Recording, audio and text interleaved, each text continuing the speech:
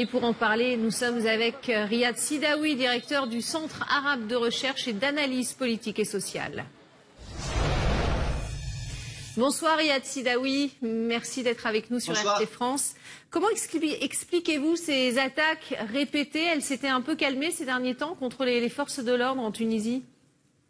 Répétées, c'est un peu exagéré, puisque c'est le deuxième attentat dans une année qui ont visé les forces de l'ordre, mais ça s'inscrit dans une conjoncture très délicate en Tunisie, dans un conflit entre les deux présidents, le président de la République Kais Saïed et le président du Parlement, l'islamiste Rachid Al-Ghannouchi.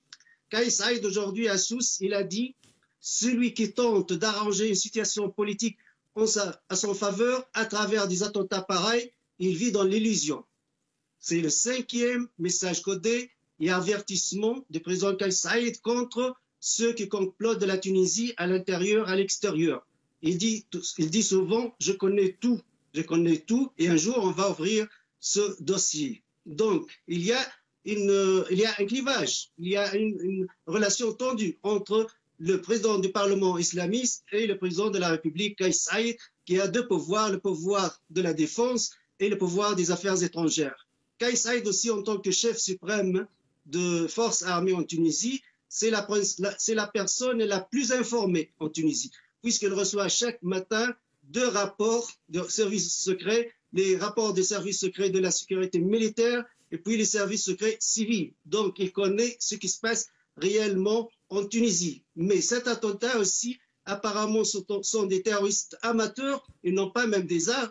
Ils ont arraché, ils ont pris les armes de deux gendarmes après qu'ils ont heurté avec leur voiture. Ils ont utilisé les couteaux. Mais en même temps, dans quelques heures, ils ont été éliminés par la brigade spéciale de la garde nationale tunisienne. Donc, à mon avis, c'est un échec total du terrorisme tunisien aujourd'hui qui n'arrive pas même à trouver des armes, à trouver des explosifs.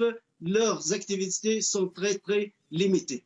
Pourquoi avoir choisi précisément cette ville de Sousse, station balnéaire, alors qu'on le sait, même à cause de l'épidémie, toutes les grandes villes touristiques sont durement touchées.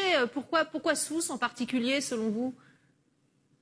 Souvent, ils attaquent les forces de l'ordre, mais aussi l'économie tunisienne à travers son tourisme. Certes, l'attaque d'aujourd'hui, ce n'est pas pareil, semblable que l'attaque de Kantaoui, parce qu'il y avait des touristes. Nous savons bien, à cause du corona, il n'y a pas de touristes en Tunisie. Donc, ils ont visé les forces de l'ordre, ce qu'ils appellent Tarout, mais à mon avis, c'est lié aussi à la tension politique qui règne aujourd'hui en Tunisie entre le président de la République et le chef du Parlement. Donc, si on vous comprend bien, ce serait l'œuvre des partisans du président du Parlement islamiste et non plus État islamique ou AQMI?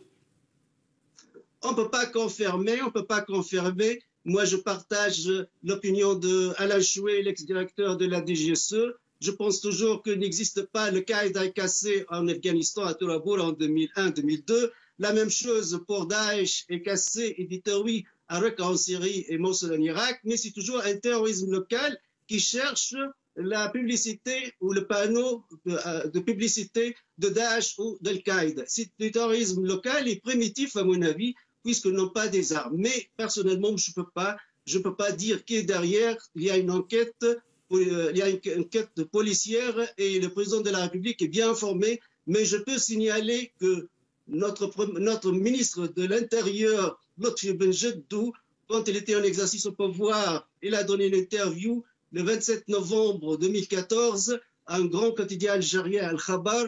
Il disait qu'il y a des hommes d'affaires des pays du Golfe arabo-persique qui financent le terrorisme en Tunisie. Mais on a vu les premières photos des terroristes éliminés. Ils sont barbus, ils ont l'air aussi d'être des terroristes de Daesh.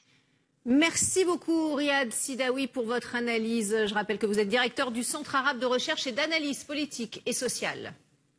Merci à vous.